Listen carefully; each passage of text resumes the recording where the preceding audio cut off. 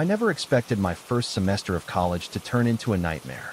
I had always been excited about the idea of living in a dorm, new friends, late-night study sessions, the classic college experience. But by the end of my first month, I realized that something was wrong with my roommate. At first, it was just small things. She never left the room. Not for class, not for food. She just sat at her desk all day, typing on her laptop. I figured she was just shy or a hardcore student, but I never actually saw what she was working on. The screen was always turned away. And then, one night, I woke up to the sound of her whispering. At first, I thought she was talking in her sleep. But as I listened closer, I realized she was repeating my name. Over and over. Emily, Emily, Emily. I held my breath, pretending to be asleep. My heart pounded in my chest. The next morning, I casually asked if she had been dreaming. She just smiled. I don't dream, she said. I tried to brush it off, telling myself it was nothing. But then, the real horror began. One night, I came back to our room late after a group study session. When I opened the door, she was already in bed, lying perfectly still, facing the wall. I sighed in relief. At least she was asleep. But as I turned to put my bag down, her laptop screen flickered on. I glanced at it, and my blood ran cold. There were hundreds of pictures of me, sleeping, eating, studying, some taken from inside the room, others from places I didn't even remember being at. I stepped back, my hands shaking. Then, her voice. You shouldn't have seen that. I spun around. She was still lying in bed, but her eyes were open, wide, unblinking, staring right at me. My stomach twisted. She wasn't moving, just lying there, her eyes locked onto mine, her face frozen in that eerie, unnatural stare. I forced a nervous laugh, trying to keep my voice steady. You take a lot of pictures, huh? She blinked once, slowly. Then she whispered, you look so much better when you don't know I'm watching. A shiver ran down my spine. I grabbed my phone and bolted out of the room. I didn't stop running until I reached the communal bathroom, locking myself inside a stall, my heart hammering. I texted my RA immediately. Something is wrong with my roommate. I need to switch rooms. Now. No response. I tried calling, straight to voicemail. I sat there for what felt like hours, knees tucked to my chest, trying to convince myself I was overreacting. Maybe she was just weird. Maybe the pictures weren't as creepy as I thought. Then my phone buzzed. A text from my roommate. You shouldn't have left. I felt sick. Then, another text.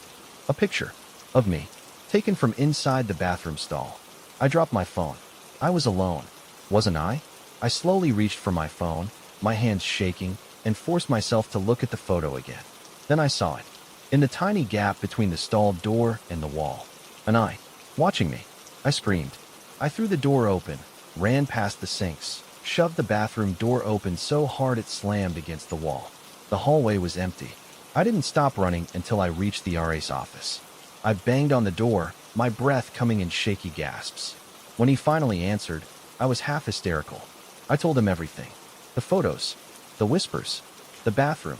His face went pale. I thought you knew, he stammered. My pulse pounded in my ears. Knew what? He swallowed hard. Your roommate moved out last week. I stared at him. No, that's impossible. She's still in our room. She's been there every night. He slowly shook his head. No, she left. I was the one who helped her pack. My hands trembled. Then, who the hell have I been living with? The RA didn't answer. He just grabbed his keys and ran toward my room, with me right behind him. When we threw open the door, the room was empty.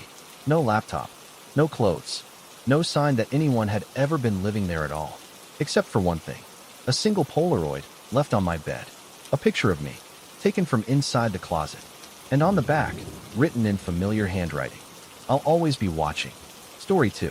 I don't believe in ghosts. Or at least, I didn't before this. It was my second semester of college, and I was lucky enough to score a single dorm room. No awkward small talk with a random roommate. No passive-aggressive notes about dirty dishes. Just peace and quiet. Or so I thought. The room itself wasn't anything special. Small, a little outdated, with a window that overlooked the student parking lot. It had been vacant for a while before I moved in. The girl who had lived there last semester transferred schools suddenly, but no one really talked about it. I didn't care. A room was a room. The first few nights were normal. I stayed up late watching Netflix, cramming for tests, texting friends. But then, weird little things started happening. At first, it was just small inconveniences. I'd wake up and my closet door, which I always kept shut, would be slightly open. The chair at my desk would be pulled out, even though I always pushed it in before bed. I convinced myself I was just tired, forgetful. Maybe I had left them like that and just didn't remember. Then, the noises started. Every night, around 3 a.m., I'd wake up to a faint tapping. Not on the door, not on the window, from inside the room. At first, I thought it was coming from the radiator or the pipes in the wall. Old dorms make weird noises, right? But no, it was different. It was deliberate. Tap, tap, tap, like fingernails against wood. It always came from a different spot. Some nights, it was from the closet. Other nights, from the empty desk drawer. I'd turn on my lamp, stare at the room, listen. Nothing. One night, I tried ignoring it, turning my back to the sound, covering my head with a pillow. I must have dozed off at some point, because when I woke up, my closet door was wide open. And in the darkness, I swore I saw something move. I jumped out of bed so fast I nearly tripped. I ran to the light switch, flipped it on. The closet was empty, but the air felt wrong. Thick, heavy, like someone had been standing there just seconds before. I barely slept that night. Things got worse after that. One evening, I came back to my dorm after a late study session at the library. My stomach dropped the moment I opened the door. Something was off. Everything looked the same: bed, desk, closet, but the air was different, like the room had been occupied. Then, I noticed it. My chair was turned, not just pulled out, but turned completely around, facing my bed, like someone had been sitting there, watching, waiting. I stood frozen in the doorway, my mind racing. Maybe I had left it that way? Maybe I had bumped it earlier? But the worst part was yet to come, because when I stepped inside and turned on the light, I saw something that made my skin crawl. My mirror. Someone had written on it. Not in marker, not in lipstick, in dust. The words were faint, barely visible under the glow of my desk lamp, but I could still make them out. Let me in. My entire body went cold. I ran, straight to my RA's room, banging on the door until he opened it. He took one look at my face and let me in. Jesus, what happened? I tried to explain, but the words came out shaky. Someone was in my room. His face paled. We went back together, but when we got there, the mirror was clean. No message, no dust, nothing. Like it had never been there at all. I stood there, staring at my own reflection, my pulse still racing. Maybe you're just stressed, the RA said awkwardly. Midterms are coming up. Lack of sleep can help. I know what I saw, I snapped. He raised his hands in defense. Hey, I believe you. If it makes you feel better, I can get maintenance to check your door locks tomorrow. Just try to get some rest. I didn't sleep at all that night. And the next morning, when I woke up, something else was missing. My desk drawer. It was gone. Not just open. Completely gone. Like someone had ripped it out of the desk and taken it with them. I searched the entire room. Nothing. That was the moment I realized. Something was in there with me. And it was getting bolder. I didn't go to class that day. I couldn't. I sat on my bed, staring at my desk, my heart pounding. The drawer was gone. I knew I hadn't misplaced it. How could I? It was literally built into the desk. Someone or something had taken it. But why? I grabbed my phone and texted my RA. The drawer is missing. The whole thing. You need to come see this. No response. I tried calling. Straight to voicemail. That's when I started to feel really uneasy. I needed to get out. I threw on my shoes, grabbed my keys, and practically ran out of my dorm room. I didn't care where I was going, just away from there. I wandered campus, stopping at a coffee shop near the library, trying to calm down. I kept telling myself there was a logical explanation.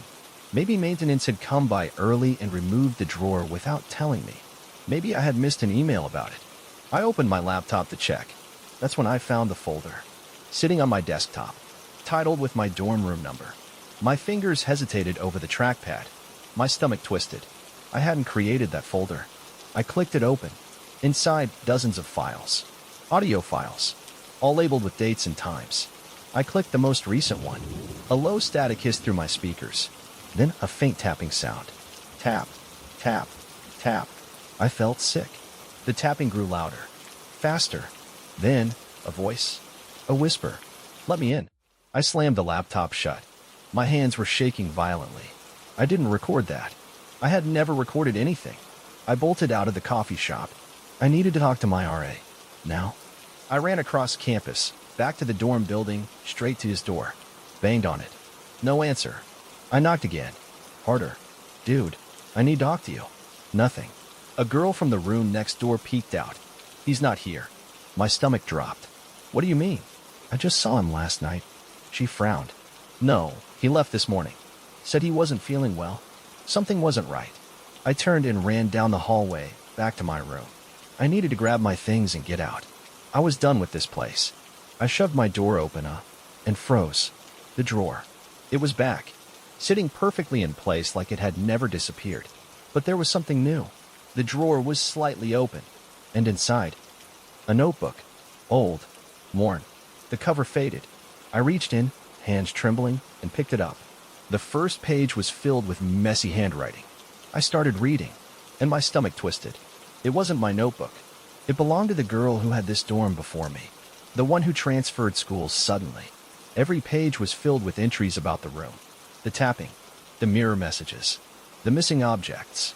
Then I got to the last entry. The handwriting was erratic, shaky. I hear it whisper at night. It won't stop. I wake up, and the closet door is open. I lock it, but it keeps happening. It wants me gone. I think it wants the room to itself. I have to leave. The rest of the page was scribbled out. My breath came in sharp, panicked gasps. The closet. I turned my head slowly, and my blood ran cold. The door was open. I knew for a fact I had shut it before leaving, but now it stood open just an inch. I stared at it, my pulse hammering. I wanted to move. I wanted to run. But then, the door creaked open, just a little more, and from the darkness inside, a whisper. You shouldn't have stayed. I ran. I didn't pack. I didn't grab anything. I just sprinted out of that dorm room and never went back. A week later, I officially transferred to a different dorm building. I never talked about it. Never told my new roommate why I switched. But sometimes, I wonder, who's living in that room now? And if it's finally alone? Story 3. I never wanted a roommate. I was the kind of person who liked my space, who didn't mind being alone. When I got my dorm assignment and saw that I'd be in a double instead of a single, I was pissed. I had applied for a single, but housing was overbooked, and I got stuck. Then I met Dylan. At first, he seemed fine. Quiet. Kept to himself. Not a total slob. If I had to share a room, at least it was with someone who wasn't loud or obnoxious. But after the first week, I noticed something weird. He never left. Not for class. Not for food. He was always there. Sitting at his desk, staring at his laptop screen. Typing. Always typing. I tried to ask him about it once. Dude, don't you have class? He didn't even look at me. Already graduated, he mumbled. I laughed. Yeah, okay. No reaction. I waited for him to say he was joking. He didn't. That was the first moment I felt like something was off. Then, the noises started. At night, I'd wake up to the sound of whispering. Not from Dylan. From his laptop. I'd roll over and see the screen glowing in the dark. His hands moved frantically over the keyboard, typing so fast it didn't even seem real. But the worst part? The screen was blank. No browser. No documents. Just a white screen. Typing. Whispering.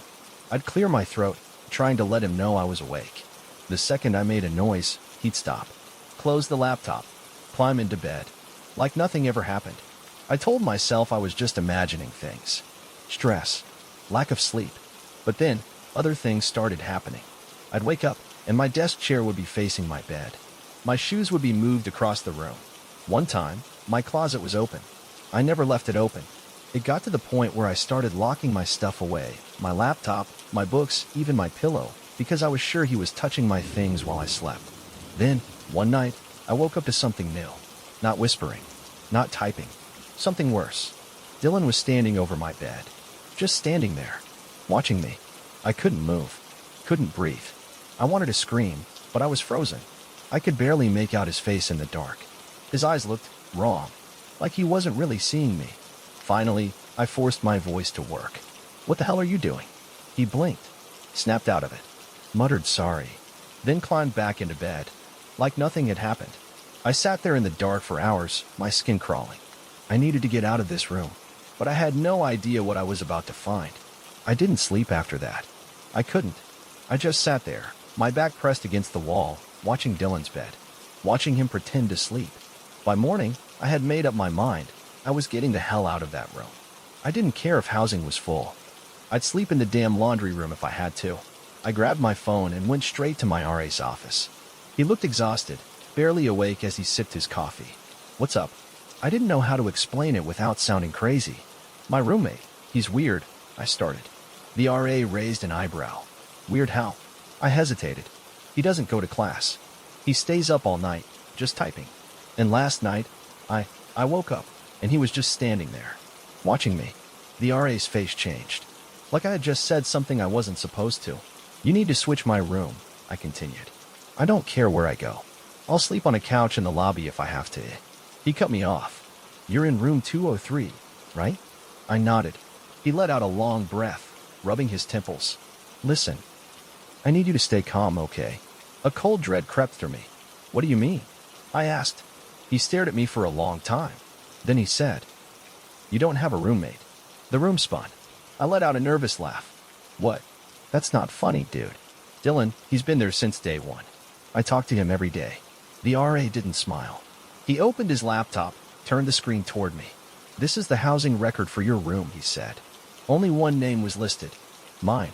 My chest tightened. "That's gotta be a mistake," I muttered. He shook his head. Room 203 was converted to a single after what happened last year. My stomach dropped. "What happened last year?" The RA hesitated. Then, finally, he said it. "Your room used to be a double, but one of the students, Dylan, he killed himself in their last semester." A cold chill shot through me. I couldn't breathe. I thought back to the first night in that room. The whispering, the typing, the way he stood over my bed. I was living with someone who wasn't supposed to be there. I felt like I was going to throw up. "You're lying," I whispered. The RA sighed. "I wish I was." He scrolled further down on the screen. Then, he pulled up a picture. A student ID. My hands went ice cold. It was him. Dylan. The same dark eyes. The same messy hair. The same person who had been sleeping 10 feet away from me for weeks. The room started spinning. I ran. Straight out of the office. Straight back to the dorm. I needed to see for myself. I slammed open my door and froze. The room was empty. No bed on his side. No clothes. Just my desk. My bed. My stuff. Like no one had ever been there at all. But there was one thing left. His laptop. Still open. Still glowing. And on the screen, a message. Typed out in a slow, rhythmic pattern. "Why did you leave me?" I slammed the laptop shut. Grabbed my stuff. And never stepped foot in that dorm room again. I was moved to another building that same day. I never spoke about it. Never told anyone what I saw. But sometimes, I still hear it. The typing. Somewhere in the distance. Like he's still waiting for me to come back.